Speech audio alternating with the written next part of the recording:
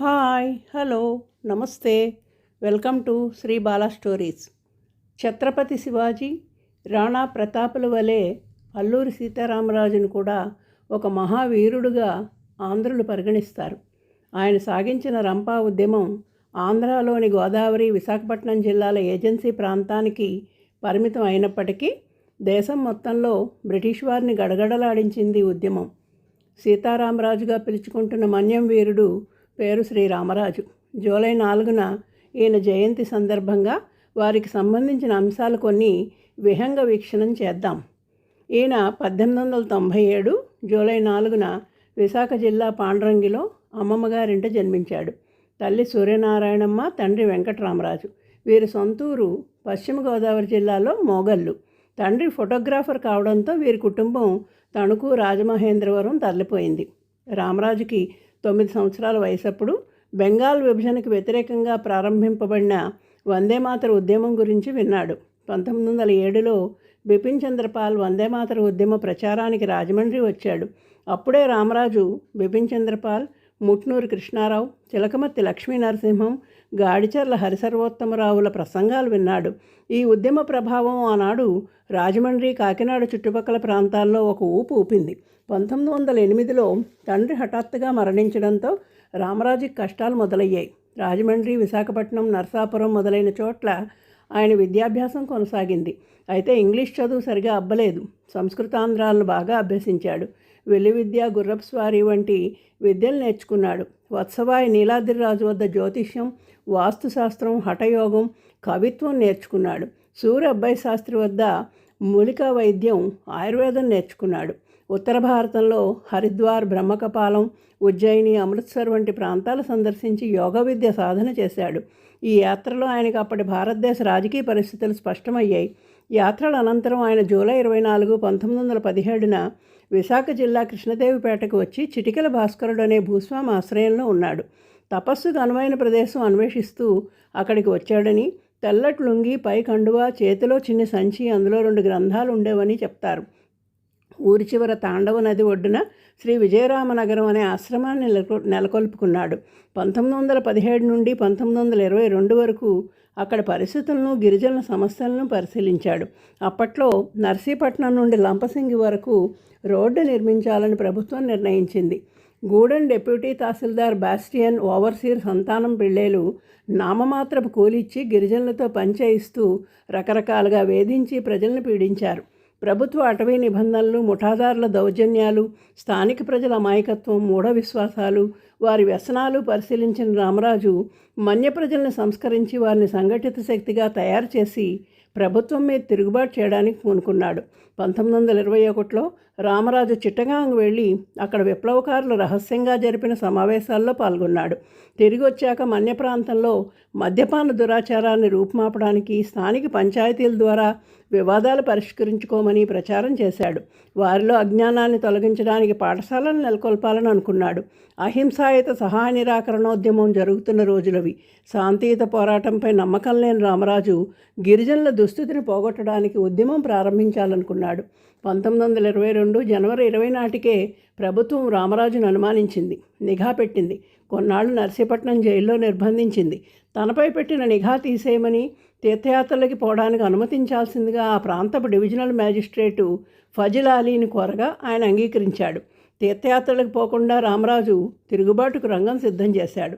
ఈ ఉద్యమంలో రామరాజు వెంట నడిచిన వారిలో అగ్గిరాజు అని పిలువబడిన పేరుచెర్ల సూర్యనారాయణరాజు తప్పితే మిగిలిన వారంతా గిరిజనులే.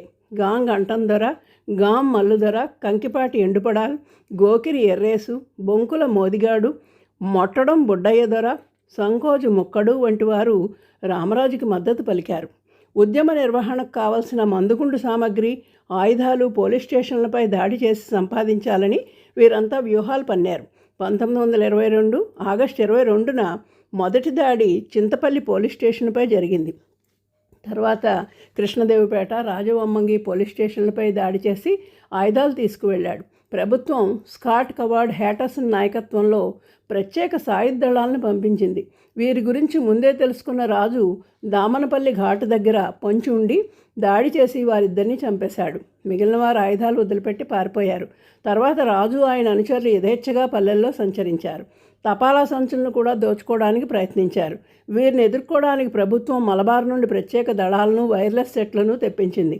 అయినా రాజుని ఆయన అనుచరుల్ని పట్టిస్తే బహుమతులు ఇస్తామని ప్రకటించింది కూడా. రాజు నిర్భయంగా దాడులు చేశాడు. గ్రామ మునసబులు, గ్రామీణులు గూఢచారుల్లా పనిచేసి రాజుకు సహాయపడేవారు. 1922 డిసెంబర్ 6న పెద్దగడ్డపాళెం వద్ద పోలీసులు ఆకస్మికంగా రాజు స్థావరంపై దాడి చేశారు. రాజు తప్పించుకోగా అనుచరులు కొంతమంది మరణించారు. కొంతకాలం రాజు గురించి సమాచారం లేకపోవడంతో మలబార్ పోలీసులను ప్రభుత్వం పంపించి వేసింది. వెంటనే రాజు 1923 ఏప్రిల్ 18న అన్నవరం పోలీస్ స్టేషన్పై దాడి చేశాడు. అక్కడ ఆయుధాలు దొరకకపోయినా స్థానికులు ఘనస్వాగతం పలికారు. 1923 సెప్టెంబర్లో నడింపల్లి గ్రామం వద్ద గాం మల్లుదొర పట్టుబడ్డం రాజుకు పెద్ద దెబ్బ.